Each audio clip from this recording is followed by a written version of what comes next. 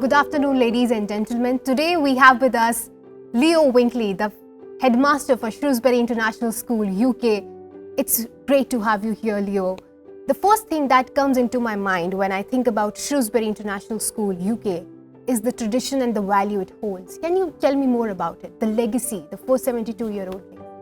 Absolutely. Well, it's lovely to be here in India, and you're right, Shrewsbury School dates back a long way, founded in 1552.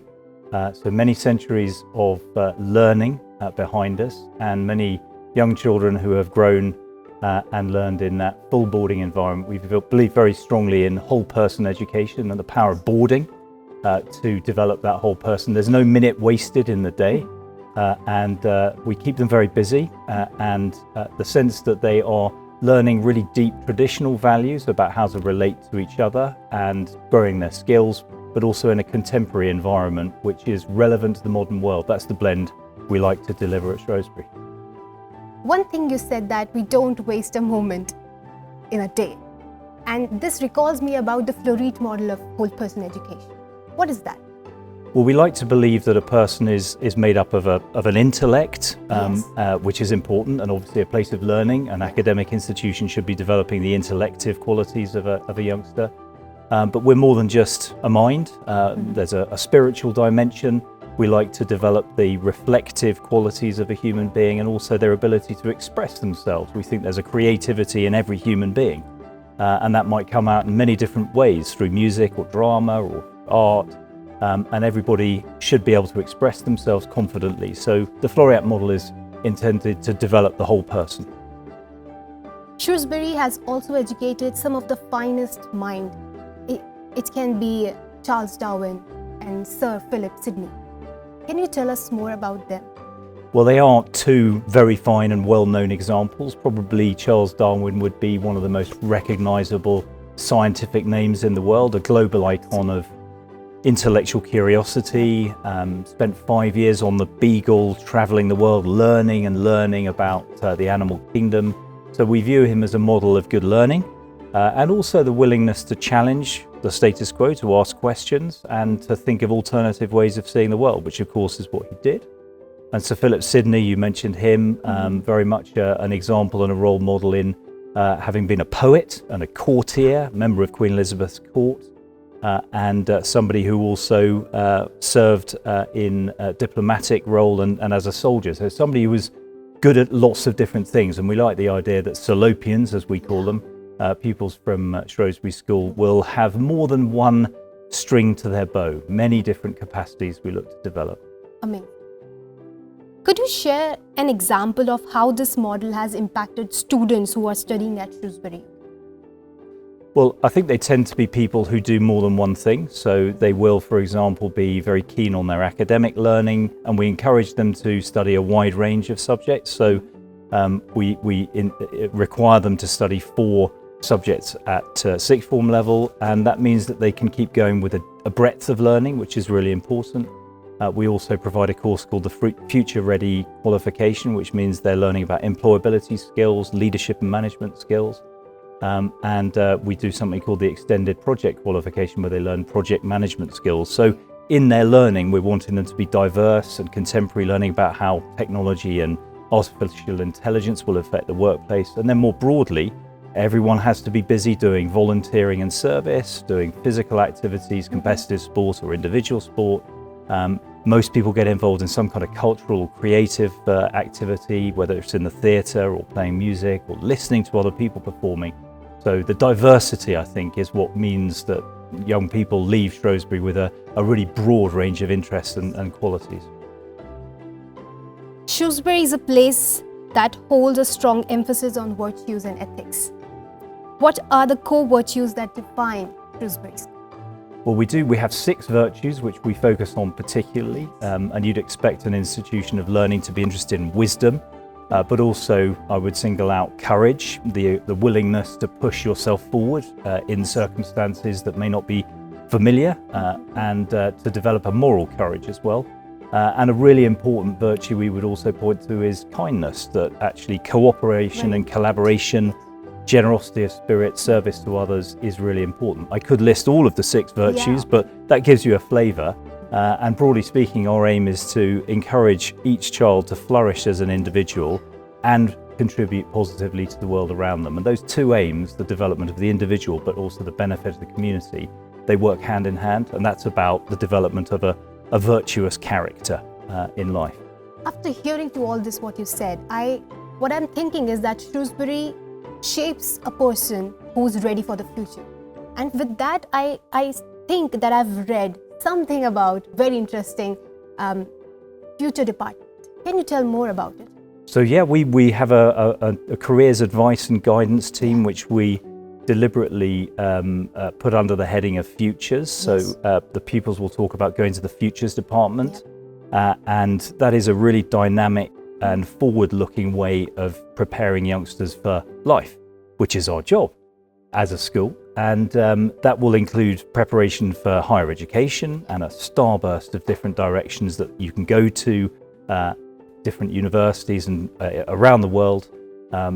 From Shrewsbury, we had 2 students last year going to Harvard, 10 to Oxbridge, and a multitude of other destinations around the world. So that's an important element, but equally preparing for entry into the world of work. So pupils going on to degree apprenticeships or straight into employment, and be able to connect with mentors who can advise them through something we call Salopian Connect, which is former pupils around the world who offer advice and guidance.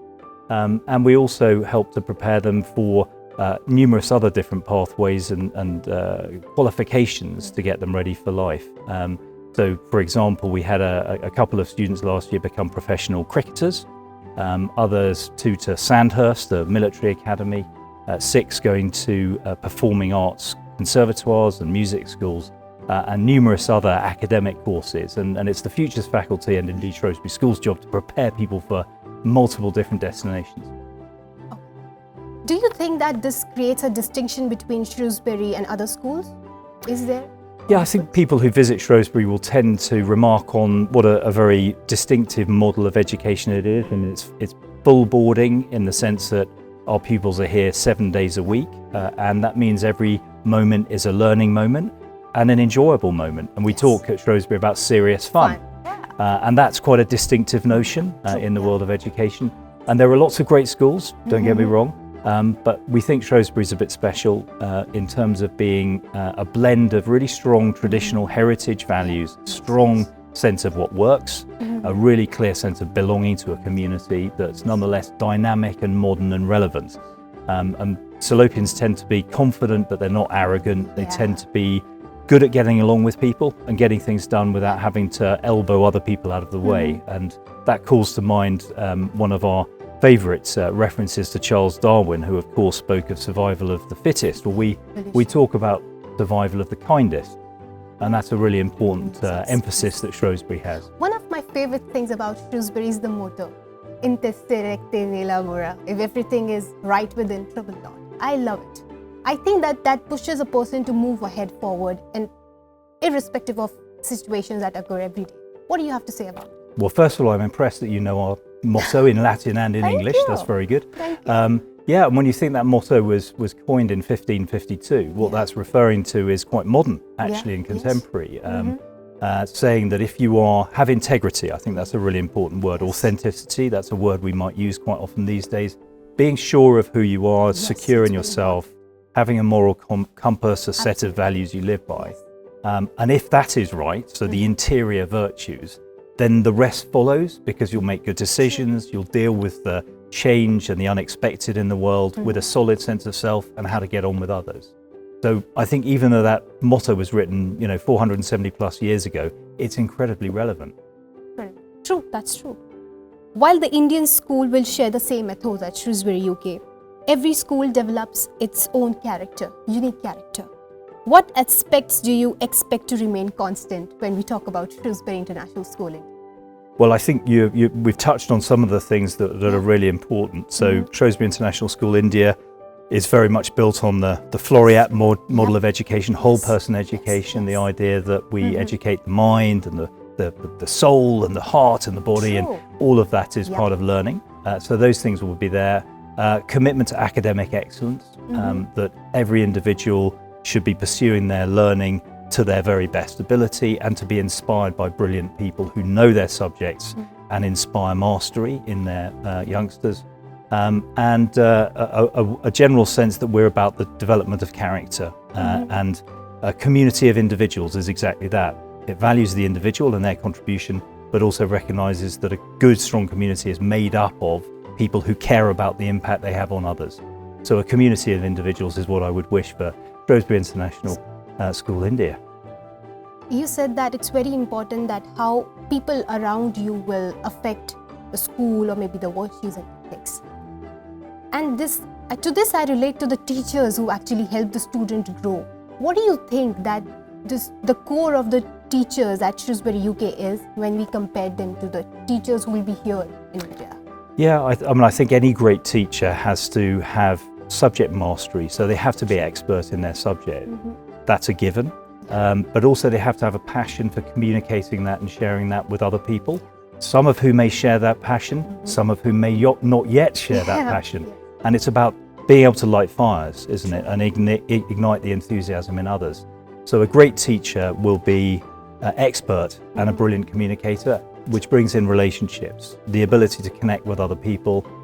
They also have to be organised and all those other good things, but fundamentally I think they've got to be inspirational. Okay. To be very honest, as a principal, you seem really fun. Oh, good. Are there some fun activities also that happen in the day at Shrewsbury UK? We do lots of fun. A lot of the fun happens because we have a very strong house structure. So we have 12 boarding and day houses, and we run lots of different competitions between those houses. Whether it's house singing competition, which people get very serious about but also enjoy, sporting competitions, debating, and a wonderful, very esoteric competitions like, for example, the McEachran Prize, which is where you have to choose any quotation from any source and then speak about it for 4 minutes, which is interesting and fun. Or the Bentley Elocution Prize, where you have to learn a piece of poetry and recite it in front of a live audience. So we believe fun can be had in learning all of the time, and you only get one childhood. So whilst you want to take it seriously, you also want to enjoy the journey. Shrewsbury's philosophy of serious fun beautifully captures the balance between rigorous academy and vibrant co-curricular life. How does the school cultivate an environment where learning and joy seamlessly go? I think people generate joy. The sense of how a community celebrates individual and collective achievement is really important, and making sure that you are savouring when good things happen. Equally, the strength of community can be seen in how it deals with difficult moments together, and that's where the community of house life and the sense that older pupils look after younger pupils, that you have staff who really care about the thriving of the youngsters, those things are there, and everything reinforces the other things. So if you're having a good day in the classroom, you might go out and have a great day on the sports field, or you'll practice your violin even more carefully.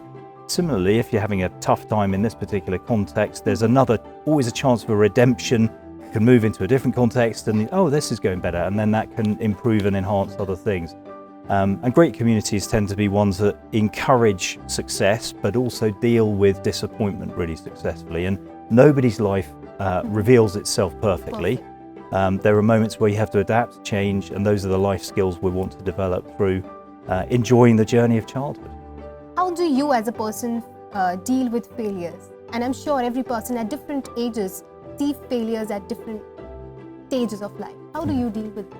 Well, there's a lovely quotation from I think it was Albert Einstein, talking about that life is like riding a bicycle. In order to keep your balance, you have to keep moving, and sometimes you just have to keep moving, and sometimes you go through a pothole if you're riding your bike along and it's a bit of a bump, and that develops resilience. Other times you spot the pothole coming and you can have the resourcefulness to steer around it. And I guess that's one of the things I would wish on our children, is the ability to spot problems before they happen and to manage themselves. We would refer to that as self-mastery. But equally, sometimes you do fail. Yeah, you let yourself down or you let other people down. And there are certainly moments where I've thought I could have done better. And honest reflection is really important. Having other people around you who you can trust and who will support you in that critical self-reflection. So in the context of a boarding school, teachers will say, oh, how might you have done that differently? So rather than being hit over the head with a sort of metaphorical stick, there's a safe space in which you can then reflect and then hopefully come to better answers yourself. And that's the learning journey we like to encourage at Shrewsbury. Sure. Okay, so now we have the most interesting round of this podcast, and that is the Pictionary round. So I'll be showing you some pictures on the screen, and you have to tell me about maybe some fun activity that you do, or maybe the values, or maybe the history that you think, whatever that you recall. Mm-hmm. So can we go ahead? Yes, please, let's do it. So the first picture is this. Can you tell me more about it? So that is the Moser Library, which is a wonderful building at Shrewsbury School, and there are different sections in that library for different activities, so very studious, quiet corners, and slightly more buzzy areas. There's lots of wonderful displays there, and we also have the Ancient Library there, which has some astonishing, very antiquarian books.